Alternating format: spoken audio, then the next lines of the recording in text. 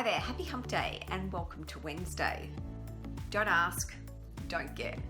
It's a short phrase with a lot of meaning attached to it. Because when you think about it, often we can hold ourselves back for asking for what we want or expressing how we feel because we're worried about what the other person's reaction might be. Now, at quite a young age, I learned the power of asking for what I wanted.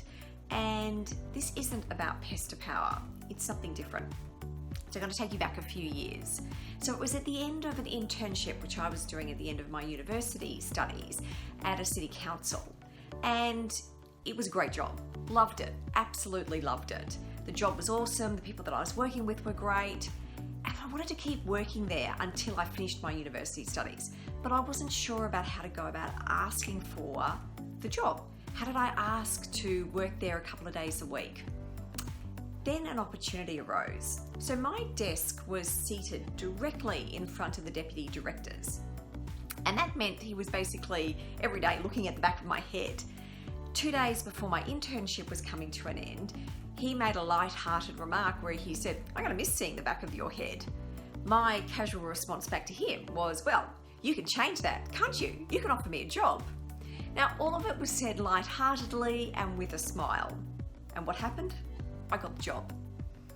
Now, in many situations like that, it just can't hurt to ask. For me, I had nothing to lose and everything to gain by putting the question out there. Also, all of it was said in a way that was friendly, so it gave him room to move, gave him the ability to make it feel like it was his decision, something that he wanted to do. I've always lived by the motto, you should never die wondering. However, we can often hold ourselves back. So here's a little technique to try. If you find yourself holding back, if you find yourself wanting to do something, but you're worried about the outcome, then I'd encourage you to try this. It's something that I use with my coaching clients all the time. And it sounds far worse than what it is. It's called the Premeditation of Evil. And it's a practice that harks back many, many centuries because it harks back to the Stoic school of philosophy. So when you think of philosophers like Marcus Aurelius, Aristotle, and Seneca, they all use this technique. And this is how it works. So think about something that you want to do. And then think about what's the worst possible outcome that could happen if you do that, if you make the ask, if you put that out there. The practice is actually designed to get you to think about all the things that could go wrong, because when you're prepared for what could go wrong, you're in a much better position to handle it if it does. But often you're going to realize that that worst case scenario isn't likely to happen. And even if it did, it's still worth doing what it is that you want to do. Think about it like this.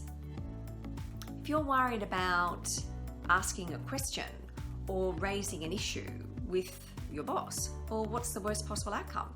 Maybe they say no. If you're worried about a conversation with a friend of yours, what's the worst possible outcome? They may not agree with you. Maybe it makes the relationship harder.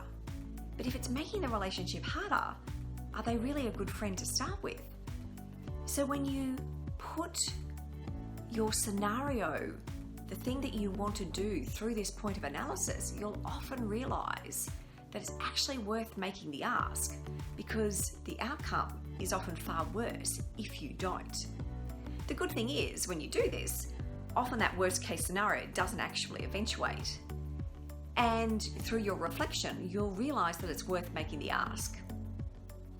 Oliver Burkeman, who wrote the book, The Antidote, Happiness for People Who Can't Stand Positive Thinking, said, when you do this type of technique, confronting that worst case scenario saps much of it of its anxiety-inducing power. Think about it. If you don't put it out there, it won't happen. But if you do, you might be delightfully surprised at what you get in return. Take care. I'll see you next week.